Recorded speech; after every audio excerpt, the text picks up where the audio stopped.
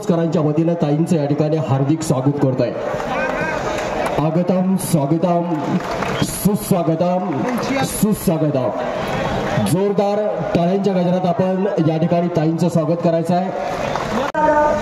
आज सगळ्या बहिणींनी माझा आशीर्वाद दिला, माझा सत्कार केला, मला आशीर्वाद दिला आणि दाखवून देऊया की जेव्हा अकलूज आणि सोलापूर एकत्र येतं तेव्हा काय होऊ शकतं.